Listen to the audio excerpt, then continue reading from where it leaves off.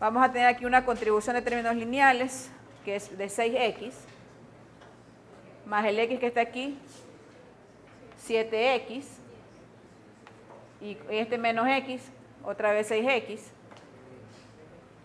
y aquí más 3x, 9x.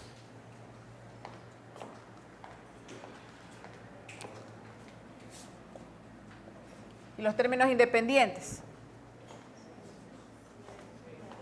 Aquí vamos a tener un 9, menos 3, 6. ¿Sí? Nada más, 6. Perfecto. Con x que va de menos 3 a 0 en la frontera 3. Bien. Entonces aquí la primera derivada nos va a dar los números críticos, que son 6x, la primera derivada de 6x más 9, ¿verdad? Esto lo igualamos a 0 y x es igual a menos 3 medios. Podemos sacar la segunda derivada, que va a ser 6, es decir, mayor que 0. Por lo tanto, f tiene un mínimo relativo en x igual menos 3 medios. Y hacemos la tabla de valores para la frontera 3. En la tabla de valores colocamos el número crítico hallado, que es menos 3 medios, y los extremos del intervalo que corresponde a la frontera 3. Las imágenes, entonces en la frontera 3 la función que rige es esta de aquí. Menos 3 medios, evaluado aquí, ahí nos va a quedar 27 cuartos. Y menos 27 medios. Eso es menos 27 cuartos. Y menos 27 cuartos más 6, eso es menos 3 cuartos. Cuando x sea menos 3, en la frontera 3 vamos a tener 3 cuadrados 9 por 3, 27, 6, ¿no? Y aquí 6. Entonces el máximo absoluto es 6. Lo que pasa es que ocurre en dos niveles o en dos lugares. El máximo absoluto es único.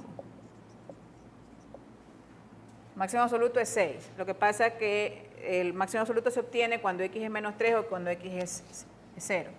Y este es el mínimo absoluto. En la frontera 3, entonces podemos colocar las marcas. Cuando x es menos 3 medios, o sea, aquí es 1.5, pero tengo que hacerlo en la frontera 3. Y miren que en la frontera 3 coincide lo que se obtuvo en la frontera 2 y en la frontera 1. Porque en la frontera 1 el máximo absoluto es este, que coincide en la frontera 3. También tiene un máximo absoluto cuando x es igual a 0. Y este punto también coincide con el máximo absoluto de la frontera 2, porque en la frontera 2 el máximo absoluto es cuando x es igual a menos 3. En la frontera 3 también cuando x es igual a menos 3. Bien, entonces hasta aquí hemos determinado los extremos absolutos de cada una de las fronteras que conforman el conjunto cerrado D. Hemos también determinado en el paso 1 los extremos relativos en el interior de D. Entonces en el paso 3 procedemos a hacer la comparación, que es parecido a lo que hacíamos con una sola variable, una tabla de valores, donde vamos a ir colocando los puntos y las imágenes correspondientes. Un punto es menos 1, menos 1.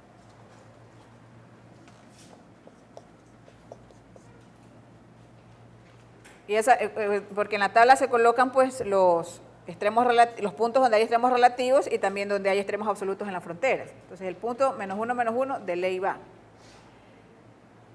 Vamos a ir evaluando también la imagen para que se nos haga más fácil luego la comparación. Entonces en la función f, en la original, evalúo menos 1 para obtener la imagen de la función en menos 1. Entonces ahí tenemos, esto se anula y queda menos 1. Entonces la imagen de f menos 1 es menos 1. Y ahora vamos a ir colocando los puntos donde ocurrieron extremos absolutos en cada una de las fronteras. Entonces en la frontera 1 solamente participan este punto y el de acá, ¿no? Este no. Quedó como mínimo absoluto cuando y es igual a menos un medio. Y en la frontera 1, pues ya se sabe que x es igual a 0. Entonces el punto es 0 menos un medio. Ya lo escribimos aquí correctamente, con su coordenada x, que en la frontera 1 es 0, y en este caso la coordenada y, que es donde se obtuvo el mínimo absoluto. La imagen es la que tenemos aquí. Y si no, usted puede venir a la función original y reemplazar x igual 0 y y igual menos un medio. Le va a salir lo mismo, menos un cuarto. Ese es el mínimo absoluto. En la frontera 1.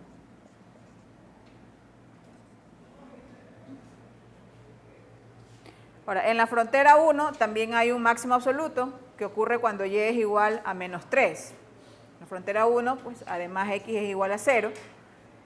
Por lo tanto, el par ordenado es 0, menos 3. ¿Y cuál es el máximo absoluto de la función en esa frontera? Podemos poner 6, o si usted quiere viene a la función original y reemplaza 0, menos 3. Le va a salir 6 igual. Porque recordemos que de la función f es que salieron cada una de las fronteras, pues, ¿no? Ya, ahora, en la frontera 2 ocurrió algo parecido, sino que era al revés, pues, ¿no? Era x menos un medio y y es igual a 0. Y acá menos 3,0, 6. Ahora, en la frontera 3, el mínimo absoluto ocurre cuando x es menos 3 medios. Necesitamos hallar y cuando x es menos 3 medios. En la frontera 3, como y es menos 3 medios, aquí podemos ver que y también es menos 3 medios. Por lo tanto, el punto que está en la frontera 3, donde ocurre el mínimo absoluto, es menos 3 medios, menos 3 medios. La imagen, menos 3 cuartos. ¿Qué pasa con menos 3 y 0? Cuando x es menos 3 o 0, que es donde ocurre el máximo absoluto, en la frontera 3, cuando x es menos 3 tenemos menos 3,0 y cuando x es 0 tenemos 0, menos 3, pero esos ya están aquí, están repetidos, entonces ya no los vamos a poner. Entonces con esta tabla hacemos la comparación, porque estos dos casos ya están representados por las fronteras anteriores. Ahora, ¿cuál es el mínimo absoluto? Aquí tenemos menos 1, menos un cuarto, acá otra vez un menos un cuarto, acá tenemos menos 3 cuartos. ¿Cuál es el mínimo absoluto? ¿Cuál es el menor de todos? El menor de todos, menos 1. Aquí tenemos al ganador. Este es el mínimo absoluto. O sea, el mínimo relativo resultó ser el mínimo absoluto también. ¿Y cuál es el máximo absoluto? Máximo absoluto es 6 y ocurre en cualquiera de estos dos puntos. Entonces, como la pregunta es determinen los valores extremos absolutos, decimos, ¿no? F tiene su mínimo absoluto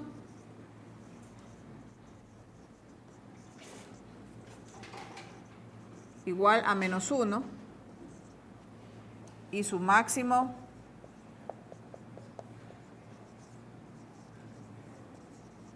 absoluto igual a 6, en el conjunto D.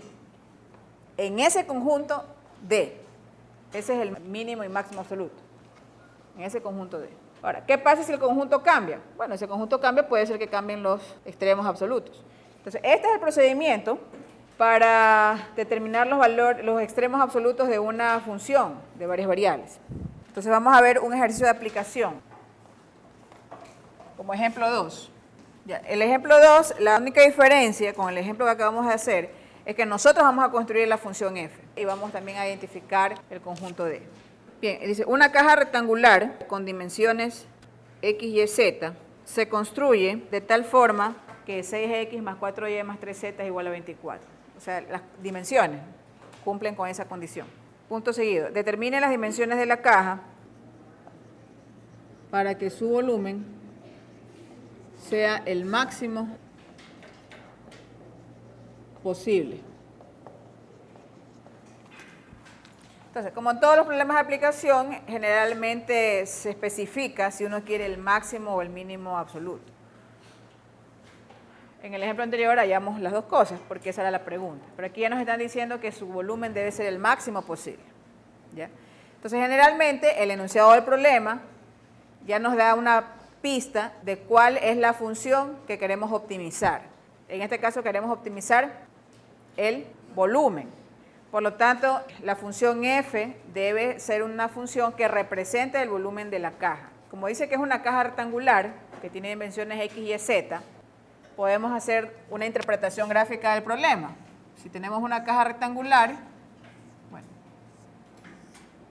no nos dan mayor información, se sobreentiende que es una caja rectangular estándar de las que nosotros conocemos.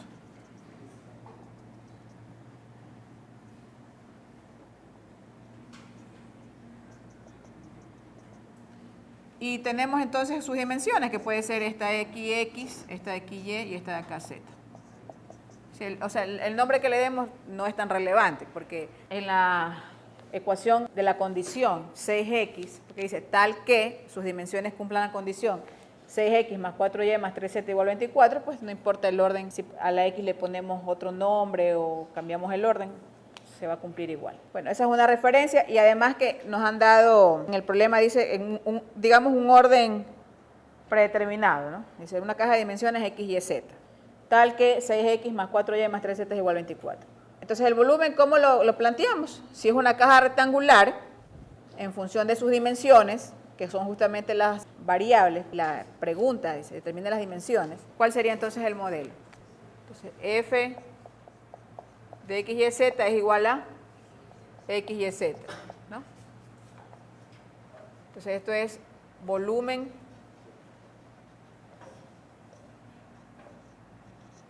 de la caja.